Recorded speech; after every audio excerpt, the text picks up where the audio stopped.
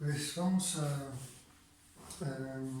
presentar hoy el tema que tratamos esta semana. Ya les dije que hay que empezar a investigar los datos, las bases de datos que tenemos, ahora estamos con Bonsico, sobre la tipología de ingresos, ¿no?, públicos, tributarios. Cuando hablamos de ellos y de los impuestos, entonces, que son estos pagos, digamos, obligados, ¿no?, que nos tocan a ciertas condiciones. Vamos a ver ahora que cada impuesto tiene como su, digamos, su razón de ser. En el caso de México, son varios estos impuestos, ¿no? Y los que constituyen el grueso de la recaudación se llaman impuestos de base amplia. Se utiliza esta expresión de base amplia para decir que son impuestos que tienen muchos contribuyentes, ¿no?, que casi toda la población tiene que pagar y que garantizan ingresos elevados a Hacienda, ¿no? En este sentido, por ejemplo, el impuesto predial, aunque podría ser considerado un impuesto de base amplia, pues da ingresos muy limitados, ¿no? Y es, como verán, un impuesto municipal que para los municipios bien organizados puede garantizar cierto aporte, pero que en general no da nada. Si ven el dato nacional, ¿no?, dentro de toda la recaudación, cuánto aporta el predial, es ridícula la cifra que aporta. Entonces, estos impuestos de base amplia son básicamente tres. Son impuestos que van actualmente al centro, ¿no?, al gobierno federal: el impuesto sobre la renta, ISR, el impuesto al valor agregado, ¿no?, IVA, y el impuesto especial sobre productos, producción y servicios, IEPS. Estos, como veremos ahora, impuestos que se pueden, digamos, acorpar en el sentido que, o sea, unir, porque tienen características en términos económicos, ¿no?, macro, bastante similares, ¿no? Son impuestos indirectos. Son impuestos regresivos,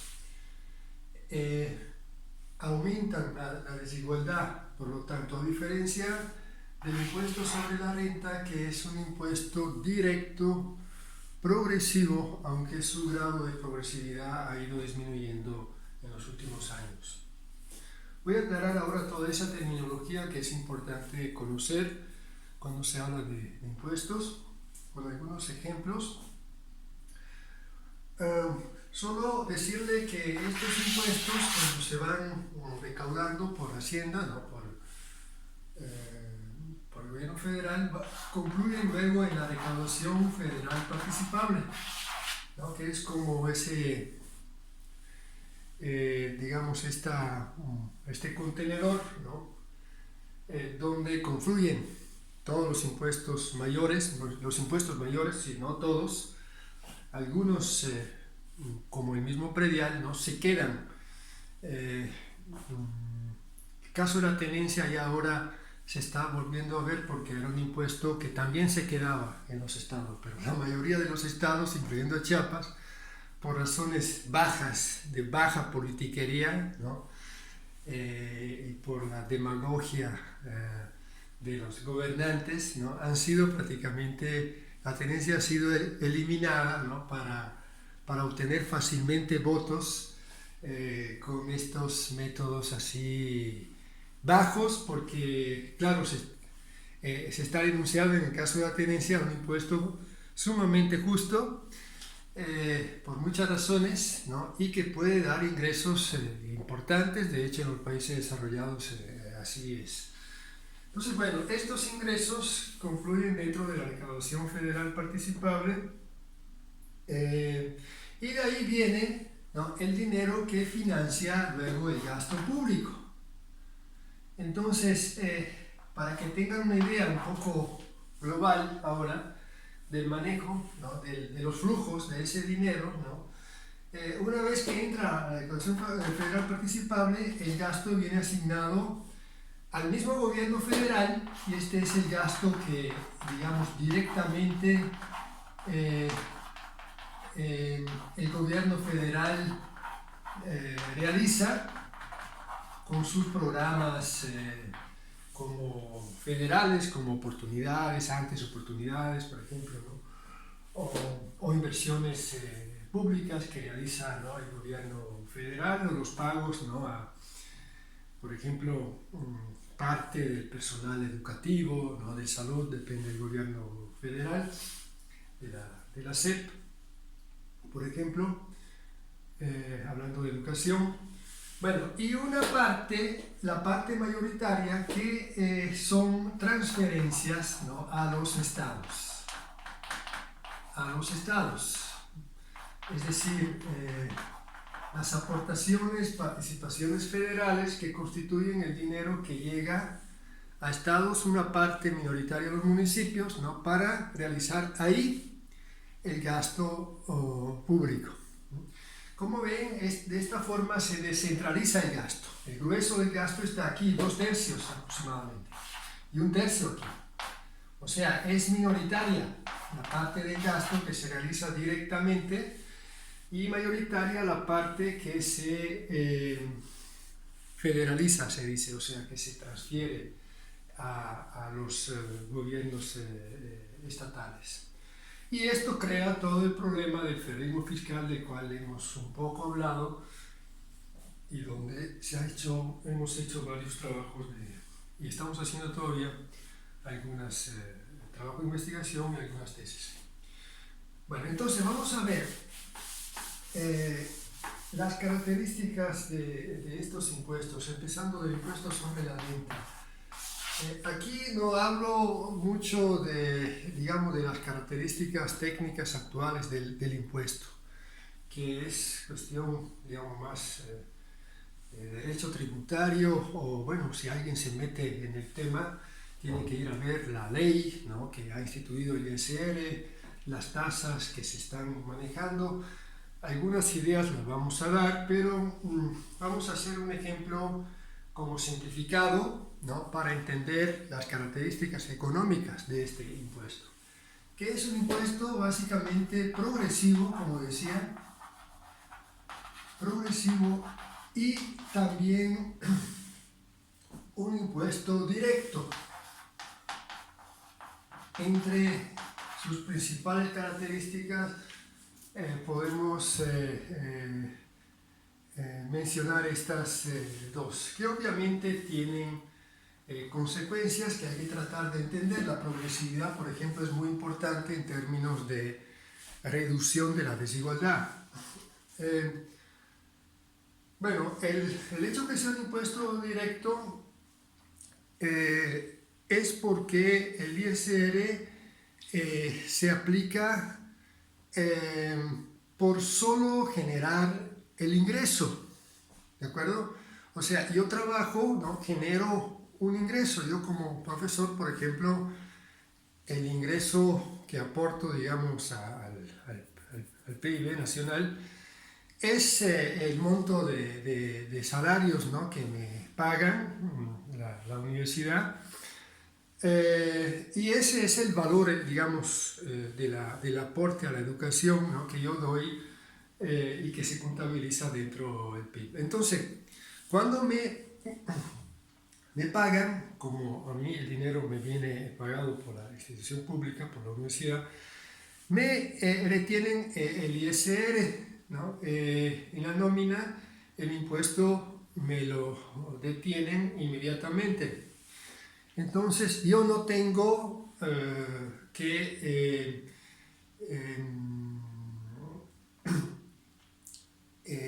ir a hacer declaraciones, ¿no?, a Hacienda para decir que he generado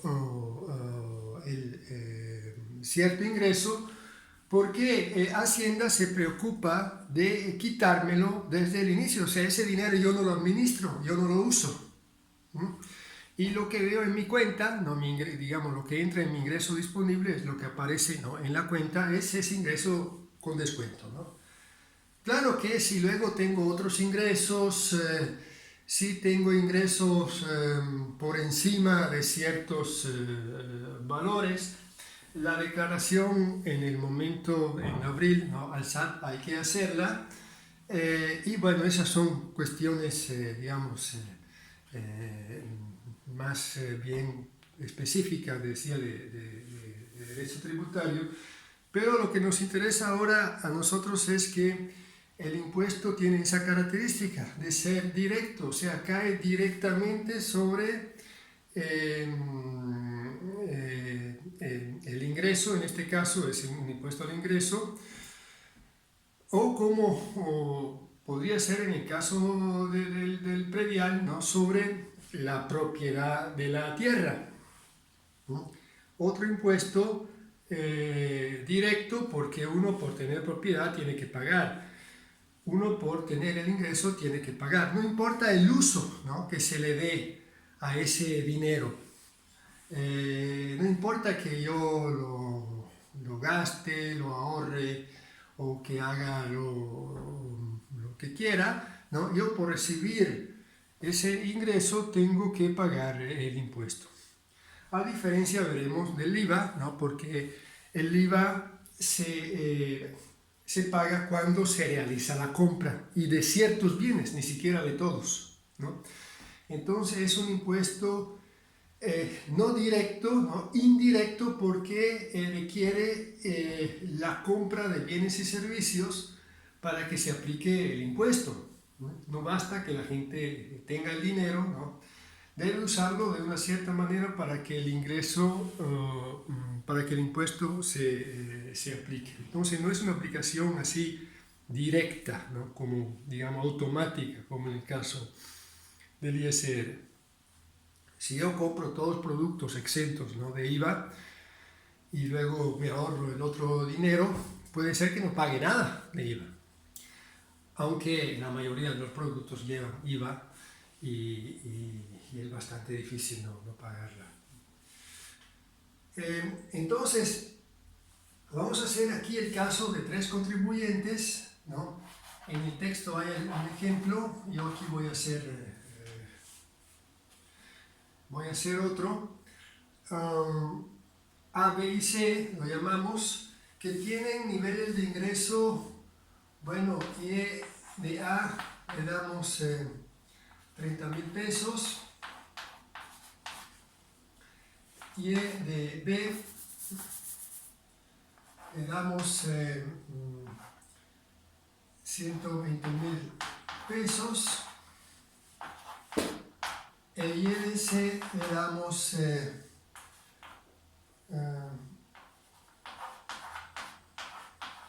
2,300,000 pesos. 3 ingresos distintos: bajo, mediano, alto.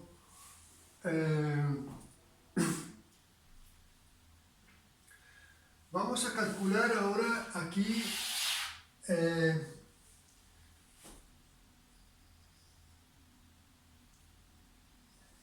voy a poner ahí arriba para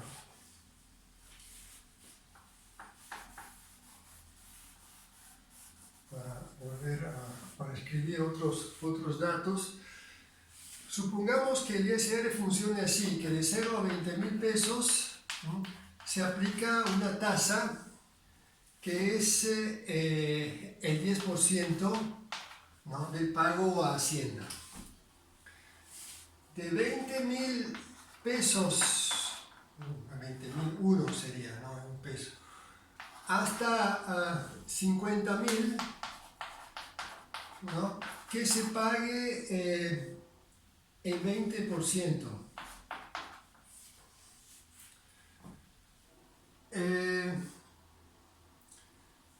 De 50.000 a 100.000 que se pague el 30, ¿no? Y más de 100.000 que se pague el 40%, por ejemplo. Vean que este es un impuesto que se maneja de esa manera, de forma progresiva. De forma progresiva quiere decir que estas tasas, ¿no? O sea, los porcentajes del impuesto que se pagan a Hacienda sobre el ingreso, crecen a medida que el ingreso pasa de una clase a otra superior. Una clase aquí es de 0 a 20, otra es de 20 a 50. Clases son grupos, ¿no? Claro, cada uno cae dentro de una de ellas. Por ejemplo, este que gana 30.000, ¿no? Cae en parte aquí y en parte aquí. Entonces, ¿cuál es el impuesto, el ISR que paga A? Y aquí el ISR que paga B.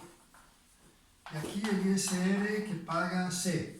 Vamos a hacer el cálculo. Bueno,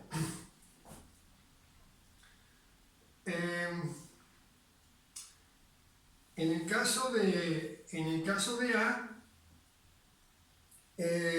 tiene 30.000 pesos, sobre los primeros 20.000 paga el 10%, entonces él tiene los primeros 20.000 pesos donde se le aplica el 10% de tasa ISR. Y eso da lugar a 2.000, porque el 10%, ¿no? de esos 20.000 da 2.000 pesos. Pero luego él tiene 30.000, entonces tiene 20 que están aquí. Pero luego con 10.000 pesos, ¿no? Con 10.000 pesos, o sea, los que están entre 20 y 30, entra en la tasa superior del 20%. ¿De acuerdo? Entonces ahora le aplico ese 20%, pero solo a esos 10.000 pesos. Porque él tiene 30. Entonces solo en lo que es la diferencia de 20 a 30, ¿no? Que son 10.000 pesos, se le aplica esa tasa. Entonces, esos 20% de 10.000 da otro 2.000. Se paga 2.000 pesos sobre los primeros 20 y otros 2.000 sobre los 10 que caen en una tasa superior. Total paga 4.000 pesos.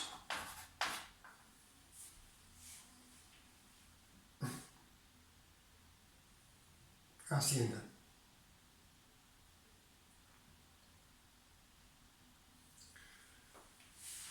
El ISRB lo calculamos aquí.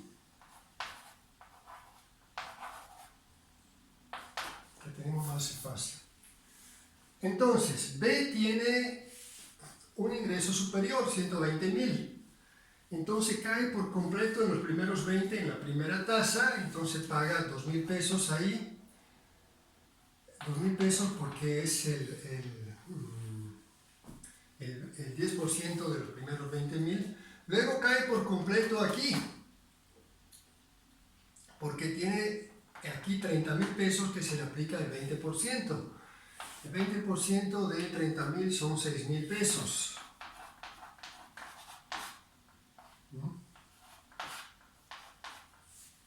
Y luego,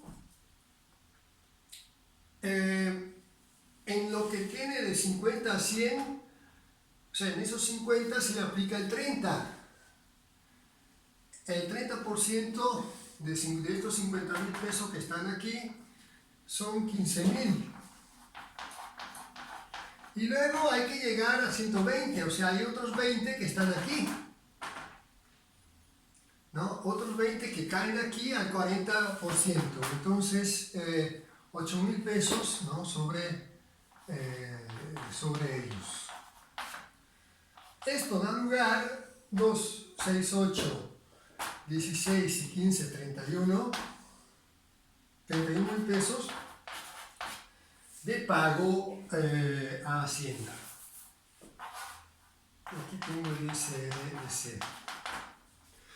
Vean que paga más que A. Pero la progresividad no se debe, o sea, esto es, digamos, una consecuencia de la progresividad, pero el hecho de que pague más no es suficiente para decir que el impuesto es progresivo. El impuesto es progresivo porque las tasas, estas, crecen con los niveles de ingreso. ¿De acuerdo? Ahí se ve la progresividad.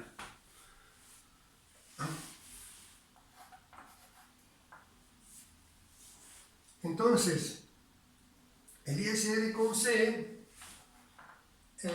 lo vamos a determinar aquí, C tiene igual 2.000 pesos que pagar sobre los primeros 20, luego 6.000 como el anterior sobre los otros 30, luego 15.000 sobre los 50 para llegar a 100, pero luego él tiene 2.300.000 pesos, entonces él tiene 2.200.000, o sea, la diferencia entre esto y 100, que se le aplica el 40. 2.200.000 al 40%, si no me equivoco, deben ser 2.200.000 al 40%, 880.000 pesos. Lo pueden checar ahí con la calculadora, ¿no? Sacándole el 40% a la diferencia entre su ingreso y 100.000. O sea, sería todo el ingreso por encima, ¿no? De 100.000, que son 2.200.000 pesos, donde se aplica el 40%. Y eso da, bueno, 880 más 15, 895, más 6, 901, más 2, 903 mil pesos. Si hice bien los cálculos, me quedo entonces con los resultados. Entonces, el ISR de A, 4.000, dijimos. ISR A, 4.000. ISR B, 31.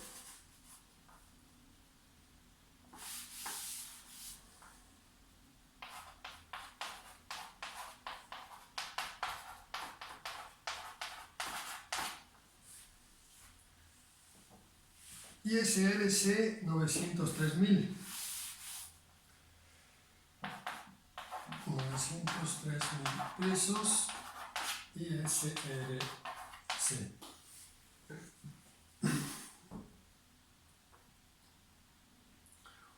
Bueno, entonces, si nosotros dividimos ahora esos valores que corresponden al impuesto pagados por A, B y C sobre los ingresos, vemos, háganlo con su calculadora ahí, 4.000 entre 30.000, 31 entre 120 y 903 entre 2.300.000, se saca la llamada tasa promedio de impuestos, ISR, que como ven va creciendo, lo cual es signo de progresividad del impuesto, de que la tasa crezca, no de que el impuesto crezca, no es suficiente. Bueno, entonces, un ejercicio que les pido que lo hagan es que vean las diferencias antes y después del impuesto entre estos ciudadanos. La diferencia quiere decir, si yo pongo, por ejemplo, 1 aquí, ¿no?, al ingreso de A, ¿cuántas veces el ingreso de A cabe dentro B? Es decir, 120.000 entre 30.000. En este caso es fácil, da 4. Quiere decir que la diferencia es de 1 a 4. O sea que B tiene 4 veces más ingreso que A. Y si hago 2.300.000 entre 30.000, ¿no?, encuentro la diferencia entre A y C. Y aquí hagan su cálculo para ver cuántas veces, ¿no?, el ingreso de A cabe dentro del ingreso de C. Bien, luego, estas son las distancias que hay, ¿no?, entre los ciudadanos, estos 3 ciudadanos, digamos, el pobre, el de mediano ingreso y el de muy alto ingreso. Ahora, vayan a calcular el ingreso disponible, o sea, el ingreso que le queda a A, B y C, el ingreso disponible, una vez que se le resta el impuesto. Por ejemplo, el de A es 30 menos 4, da 26.000 pesos. El ingreso de B disponible es 120 menos 31, que da 89.000.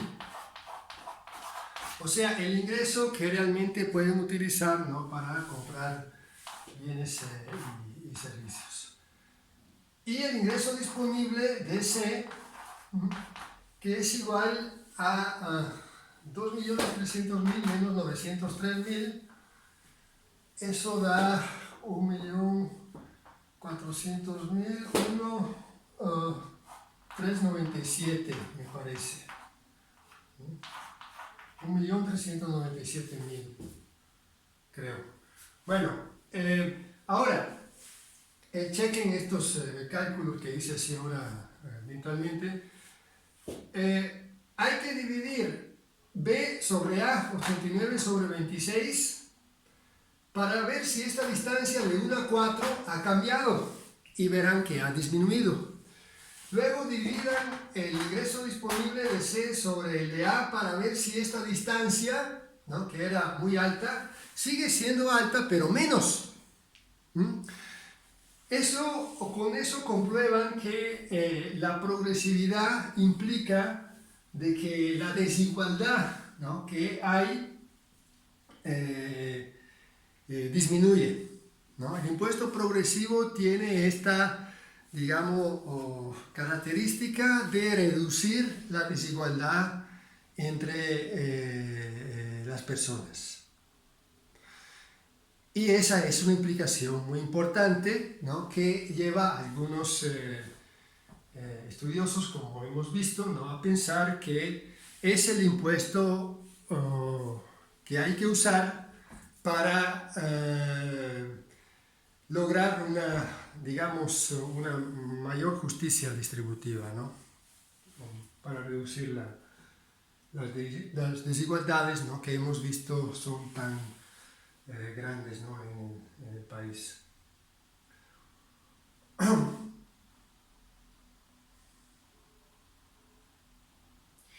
Quería mostrarles que esta, digamos, manera, ¿no?, de funcionar del impuesto sobre la renta lleva cierta, digamos, complicación. Es decir, los sistemas tributarios modernos son un poco complicados, pero lo son también para tratar de lograr digamos, ese objetivo distributivo, ¿no?, que un tiempo no había.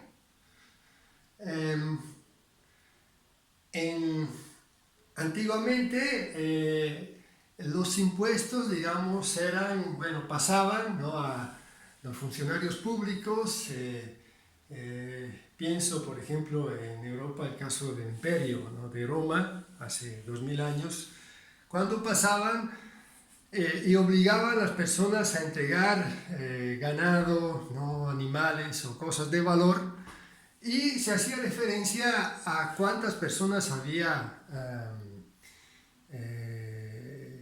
en el hogar, ¿no? Y más personas, más pago, ¿no? De impuesto. Cuando se fue luego introduciendo el impuesto sobre la renta, que es bastante nuevo, es decir, también en los países avanzados, como Estados Unidos, el impuesto sobre la renta se introdujo entre finales del siglo XIX, o sea, 1890, en Estados Unidos creo que después, 1900 y algo, ¿no? Inicio del siglo XX.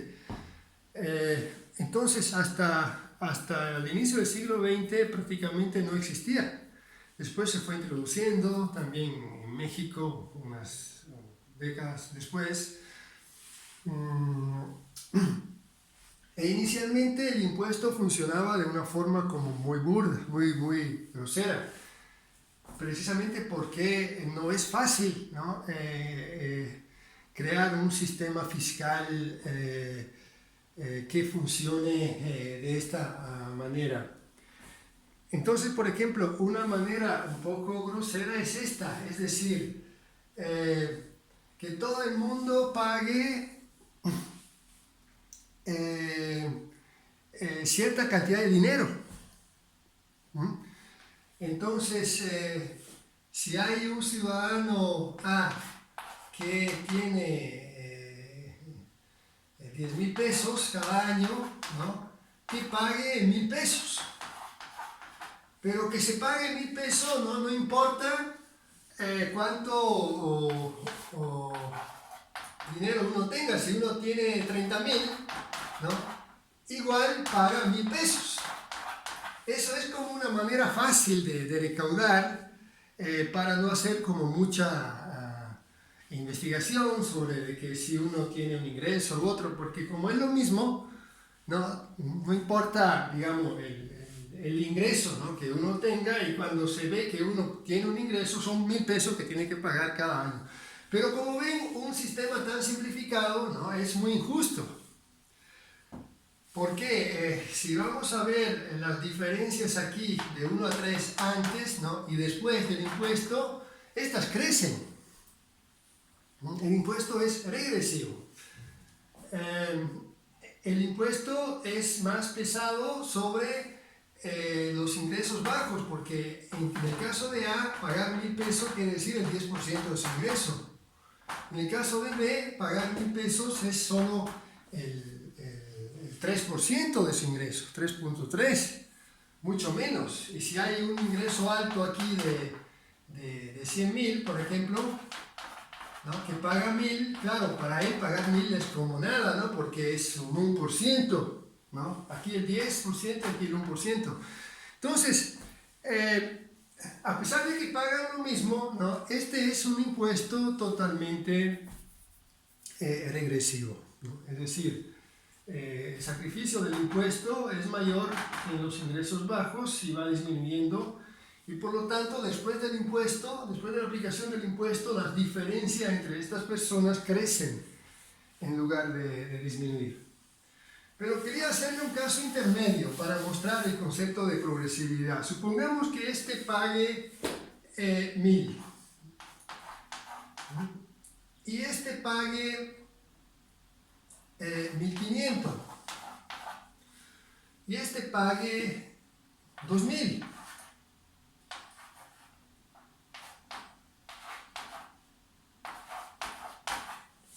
Entonces, lo que uno dice, bueno, el impuesto parece progresivo, ¿no? Porque A paga 1,000, B, que tiene más ingresos, paga un poco más, y este paga un poco más. Pero cuando nosotros vamos a ver el peso del impuesto sobre el ingreso, ¿no? Aquí tenemos un 10% aproximado. No, aproximado, 1,000 sobre 10,000 da 10%.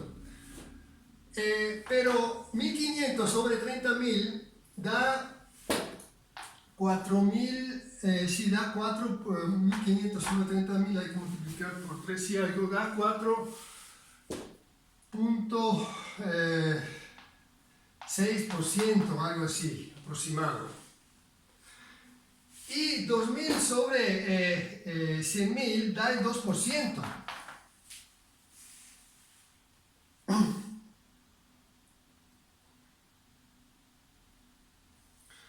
Entonces, vean aquí que el sacrificio que se mide como porcentaje, ¿no?, de mi ingreso que tengo que darle a Hacienda, no tanto como cuánto ingreso le doy, no el valor absoluto, que ese sí crece, ¿no?, sino el porcentaje que mide lo que implica para mí ese impuesto, ¿no?, el sacrificio que implica para mí. Ven que para el ingreso bajo pagar, aunque sean 1.000 pesos, es mucho. O sea, tiene una repercusión del 10%. Y en el ingreso mediano la repercusión es mucho menor, 4.6. Lo siente menos, lo percibe menos el impuesto. Y el ingreso alto lo percibe casi nada, solo un 2% de su ingreso, casi no se da cuenta, ¿no? Esa característica indica la regresividad del impuesto. El ISR no funciona así, porque si funcionara así sería un impuesto regresivo. Entonces ven que sería regresivo el impuesto a pesar de que crece el monto, ¿no?, que se paga a Hacienda. Entonces no es suficiente decir que en un impuesto progresivo el más rico paga más, ¿no?, porque aquí el más rico paga más, pero el impuesto es regresivo. Hay que hacer referencia a las tasas impositivas, ¿no?, a cuánto significa el impuesto sobre el ingreso. Si esa tasa se reduce como en el ejemplo anterior, entonces, bueno, logramos la progresividad y con ella la reducción de la desigualdad. Aquí, si ustedes ven las diferencias, aquí es de 1 a 3, de 1 a 10, y después del impuesto, esa diferencia no le quitan, ¿no?, los impuestos y van a hacer la diferencia y verán que está aumentado. ¿No? Por ejemplo, entre el primero y el último es de 10 a 1, pero luego aquí le resto 1.000 y voy a 9.000 y aquí 98.000. Si ustedes dividen 98.000 entre 9, eso da más de 10. Da 11 y algo. O sea, la distancia, digamos, la diferencia entre A y C pasa de 1 a 10 a 1 a 11 y más. Crece porque la regresividad del impuesto, ¿no?, implica precisamente esto. Entonces hay que tener cuidado, ¿no?, con los impuestos regresivos. Hay que tener cuidado también con este discurso muy así facilón, ¿no?, de que, bueno, vamos a simplificar el sistema para eliminar la evasión fiscal, porque se dice que la evasión fiscal es muy alta, ¿no?, en sistemas tributarios complicados, que en parte es verdad. Pero es que si un sistema de recaudación no tiene algo de complejidad, no es progresivo, no puede ser, digamos, redistributivo. Esto es más sencillo, y más sencillo todavía sería decir que todo el mundo pague 1.000 pesos, ¿no? Pero la sencillez en este caso, ¿no?, entra a chocar con la justicia distributiva, ¿no? Tener un sistema demasiado simplificado, como puede ser también este, ¿no?, de pagos, ¿no?, definidos constantes, ¿no?, fijos, en base al ingreso me das tanto, sin un procedimiento, ¿no?, de cálculo como lo hemos visto antes, puede llevar a un sistema fiscal que no cumple, ¿no?, con el propósito de reducir la desigualdad, solo con el de recaudar dinero, pero crece al contrario la desigualdad.